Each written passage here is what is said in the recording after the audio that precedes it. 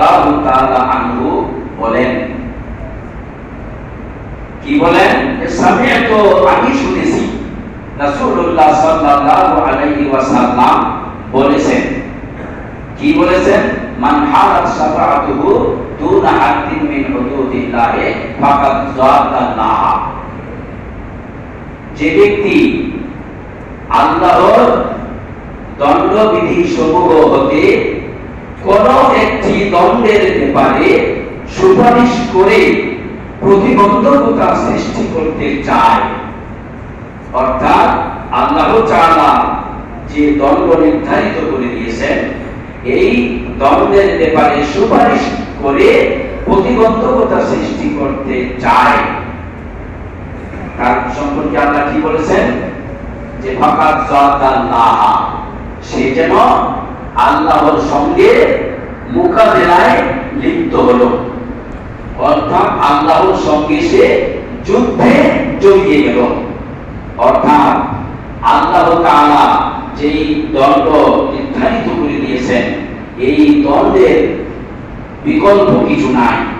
ওই দণ্ড দিয়েই, নির্ধারিত শাস্তি দিয়েই সমাজের মানুষের দুষ্কৃতিকারীর বিচার করতে হবে। এ ব্যাপারে কোনো সুপারিশ চলবে না, কোনো সুপারিশ করা যাবে না। সুপারিশ করে কোনো প্রতিবন্ধকতা সৃষ্টি করা যাবে না। কেউ যদি এটা করে সুপারিশ করতে চায় যে চোরের হাত না কেটে অন্য শাস্তি দাও, চোরকে 12 মাস দেশে পুষো,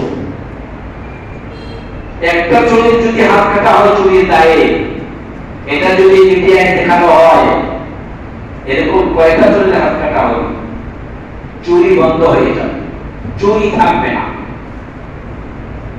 এটা বন্ধ হয়ে যাবে।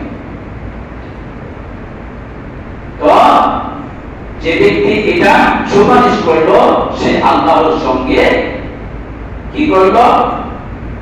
বাক বিতণ্ডায় জড়িয়ে গেল, যুদ্ধে লিপ্ত হলো। এ ব্যাপারে কোনো সুপারিশ চলবে না। সুপারিশ করলে সে ভীষণ গুনাহগার হবে, আল্লাহর সঙ্গে লড়াই করার মতো অপরাধে সে অপরাধী হবে। ওয়ামান খাসামা ফি বাতিলিন ওয়া হুয়া ইয়ালামুহু, আর যে ব্যক্তি জেনে শুনে বাতিল বা অন্যায় সমর্থনে লিপ্ত হয়ে ঝগড়ায় লিপ্ত হলো, একটা কেস হয়েছে, মামলা দায়ের হয়েছে, এখানে একটা পার্টি সত্য আর একটা তো মিথ্যা, অবশ্যই তো একটা হবে। উভয় পক্ষে উকিল ধরেছে, উভয় পক্ষই কি উকিল ধরেছে, উভয় পক্ষ আর্জি শোনার পরে বুঝে গেলেন যে কে সত্য আর কে মিথ্যা। তো যে উকিল বিষয়টি মিথ্যা জেনেও, মিথ্যা জানার পরেও তার পক্ষ হয়ে ম্যাজিস্ট্রেটের সঙ্গে জেরা করতেছে, ঝগড়া করতেছে, তাকে সত্যে পরিণত করতে চাচ্ছে, তো এইরকম যারা করে ওয়ামান খাসামা ফি বাতিলিন ওয়া হুয়া ইয়ালামুহু, যে ব্যক্তি জেনে শুনে বাতিল বা অন্যায় সমর্থনে লিপ্ত হয়ে ঝগড়ায় লিপ্ত হয়, এই ব্যক্তির কি হবে? লাম ইয়াজাল ফি সাকাতিল্লাহি তাআলা হাত্তা ইয়ানজিআ, যতক্ষণ পর্যন্ত সে তার এই কাজ থেকে বিরত না হবে, এই কাজ থেকে সে দূরে না সরবে, ততক্ষণ পর্যন্ত সে আল্লাহর অসন্তুষ্টির মধ্যে থাকবে, তার উপরে আল্লাহর অসন্তুষ্টি থাকবে, যতক্ষণ পর্যন্ত সে এই কাজ থেকে বিরত না হবে, যে জেনে শুনে মিথ্যার আশ্রয় নিয়েছে, এই কাজ থেকে দূরে না হলে তার উপরে আল্লাহর গজব করবে, আল্লাহর অসন্তুষ্টি তার উপরে করতে থাকবে।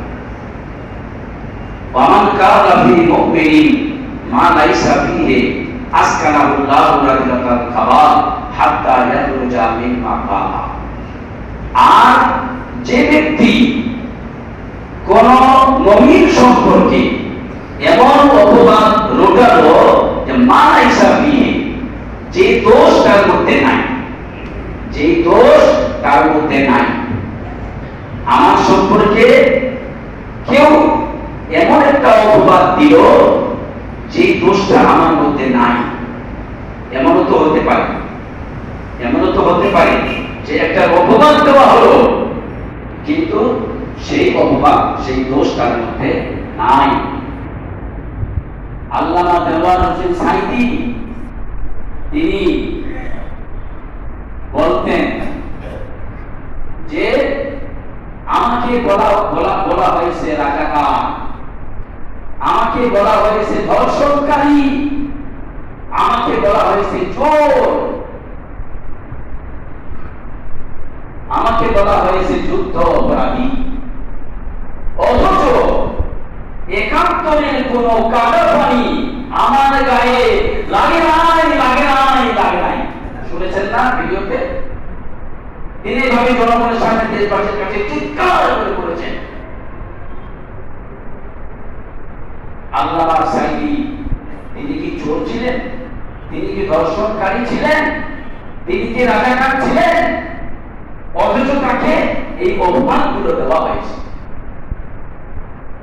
তিনি চিৎকার করে বলতেন যে এসবের কোন দোষ আমার গায়ে লাগে না। অথচ তাকে ১৩টি বছর ১০টি বছর করে জেলখানে আবদ্ধ করে রাখা হলো। যে লোকটি গোটা পৃথিবীর ৫০টি দেশে কোরআনের তাফসীর করে বেড়ালেন, হাজার হাজার বিধর্মী লোক, অমুসলিম লোক তার হাতে হাত দিয়ে মুসলমান ধর্ম গ্রহণ করলেন। আর এইরকম একটা লোককে দীর্ঘ ১০ বছর জেলে ঢুকাই রেখে সেখানে কত চক্রান্ত করে তাকে মেরে ফেলা হলো। এগুলি কে করেছে? যারা ইসলামের দুশমন, আলেমের দুশমন, কোরআনের দুশমন, হাদিসের দুশমন, আল্লাহ এবং রাসূলের দুশমন, তারাই এই কাজগুলি করেছে। তাদের কোনো ছাড় নাই, তাদের কোনো মাপ নাই। আল্লাহ তাদেরকে ছাড়বে না। তো যারা মুমিন ব্যক্তি সম্পর্কে এমন অপবাদ দিল যে দোষ তার মধ্যে নাই, এর কি হবে? এর শাস্তি সম্পর্কে ঘোষণা হয়েছে যে জাহান্নামীদের দূষিত রক্ত পুঁজের মধ্যে তাকে অবস্থান করাবে, তাকে ফেলে দেওয়া হবে। জাহান্নামীদেরকে জাহান্নামে জ্বলে পুড়ে তাদের যে নিংড়ানো রস, রক্ত এবং পুঁজ, এগুলি একটা নালা দিয়ে এক জায়গায় যাই পড়বে। আর ওই রক্ত পুঁজের মধ্যে এই অপরাধীকে ফেলে দেওয়া হবে, যারা একজনের ব্যাপারে এমন অপবাদ রটায় যেই দোষ তার মধ্যে নাই। তো এইরকমই তো চলছে। আমাকে আপনারা বলছেন যে বেশ কয়েক জমা ধরে এমন বক্তব্য দিচ্ছেন যেগুলির জন্য আপনি শহরে অনেকের কাছে সমালোচকের পাত্র হয়ে গেছেন, সমালোচনার পাত্র হয়ে গেছেন, এমনকি আমার কাছেও আপনি সমালোচনার পাত্র হয়ে গেছেন।